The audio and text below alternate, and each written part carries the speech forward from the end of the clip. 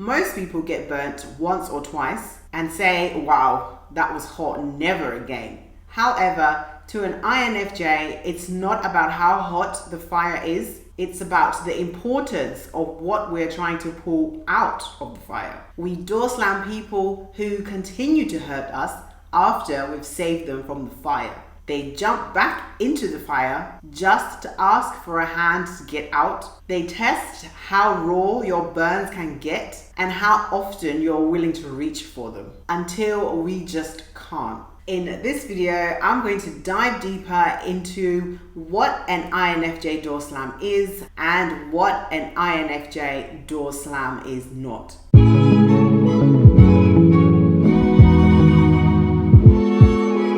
Hey ladies, welcome back to my channel. My name is Shamiso Miranda and this channel is all things personal growth and lifestyle design. Stay tuned for some tips, tricks, hacks and tools on overcoming adversity to fulfill your potential and become the best you. If you'd like to learn how you could use life's adversities to your advantage, do consider subscribing to my channel for more videos like this and hit the bell icon next to it. Let's take a closer look. So I recently undertook the Myers-Briggs personality type indicator and discovered that I am in fact an INFJ.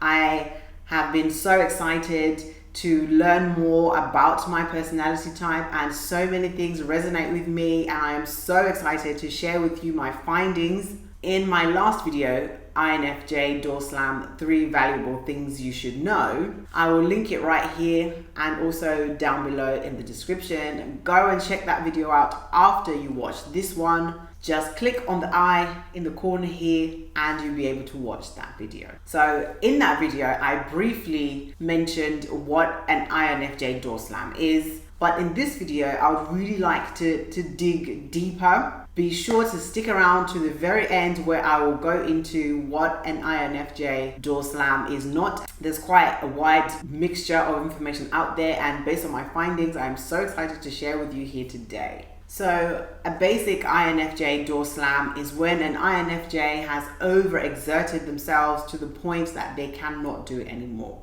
A door slam is when they have to close the door on a relationship that has become toxic and unbearable for them. This type of toxic relationship is characterized by insecurity, self-centeredness, dominance, and control, amongst others. The major problem that I have found within myself is that as an INFJ, we are very idyllic. We believe that the world is perfect, our family and friends are perfect, everything is perfect, life is perfect. We think the best of everything and everyone. And when we know you, we love you and we love all of you. That includes your faults, your imperfections, your perfections, your wins, your losses, your bravery, your fears, your fortunes, and unfortunes. An INFJ is the first person to give someone the benefit of the doubt. We generally don't like to think bad things about people. We always want to believe that within everyone, they have the capacity to become their best self, and we always see the good.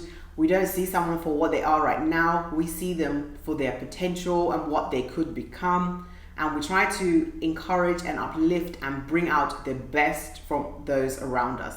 And because of this, to an outsider, it may seem as if we don't have any limits because we are ready to accept, ready to give, ready to love, and ready to help. But this is quite untrue. We do have our limits. As patient as we are, we have our limits and we won't allow to be treated anyhow. And our limits are just far past most people's limits. An outsider looking in might see an INFJ giving chances after chances and after chances and just assume that this person is a pushover or it's a layover and you can just do whatever you want and get away with it, and they're not going to react, they're not going to respond, they're not going to defend themselves. That is not true. INFJs do have limits. So my question for you today is that if you're an INFJ, let me know down in the comments below what you think of my interpretation of what an INFJ door slam is. I would love to know. However,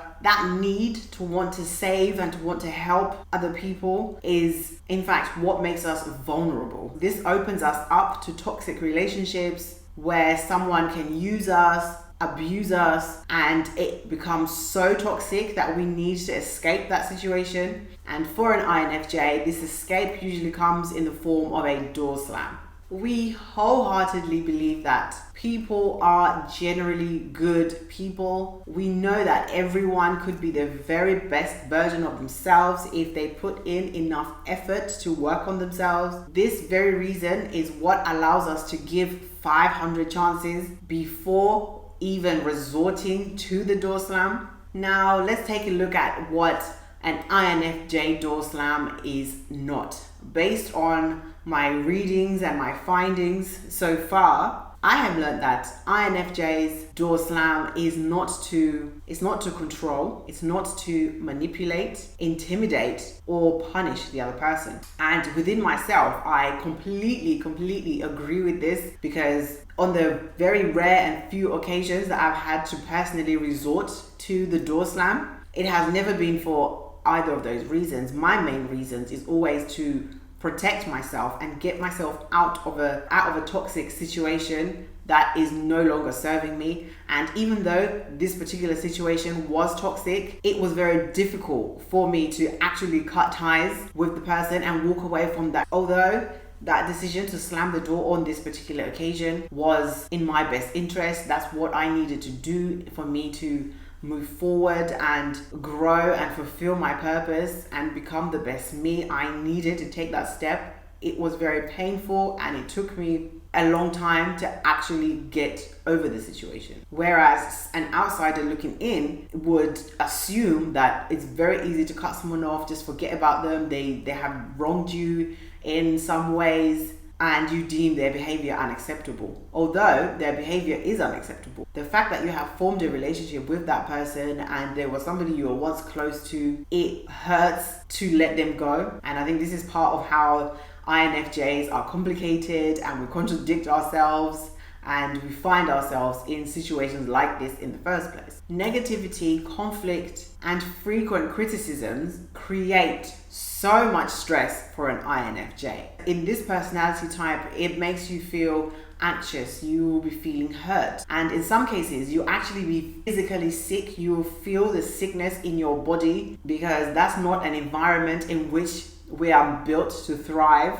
INFJs tend to take on the perspective of the people around them, imagining where they are coming from and seeing many sides to the situation. Because of all this that's going on around them, it can become so difficult to tune in to your feelings and your needs and to hear yourself when you are drowning and surrounded by all this noise of what is going on with everyone else. INFJs easily get caught up in trying to please everyone and trying to avoid conflicts and trying to fix some conflicts, and in that process it's very easy to lose sight of what it is that you need. This, however, does not mean that an INFJ will drop their friends at the first sign of any negativity, because in fact, as an INFJ myself, I like to counsel people. I like to listen to people. I like to give them advice. I like to help them feel their best. So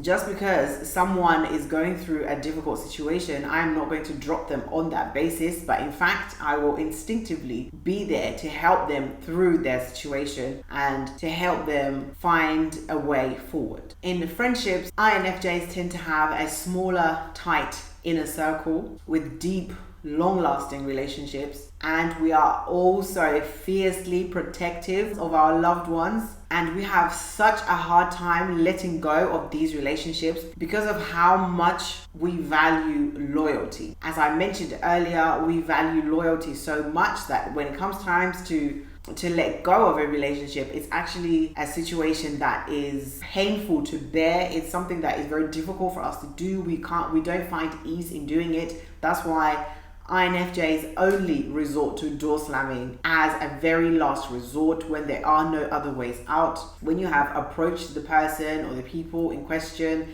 and you have been unable to resolve the issue and they have been unable to take responsibility for their actions, for the thing that hurt you, for the words that they said, the action that they took, whatever the case may be. You have tried, you've given them chances, you have forgiven, you have forgotten, yet that behavior still keeps going on, and the only way out is just to cut your losses and go your separate ways. However, with that said, it just depends on the level of maturity of the people that you're dealing with, because there are some mature INFJs out there and then there are some immature INFJs out there. Some may be loyal and compassionate friends, whilst others may be manipulative and self-serving. If you'd like to understand yourself better, help other people understand you, and reach your potential, there's a free download in the description below with a free copy of the Myers-Briggs Type Indicator Test. Do check it out and take the test, find out what your personality's type is. Now go and watch these videos, and I will see you in my next one as we continue our journey towards a more wholesome, healthier and more meaningful lifestyle.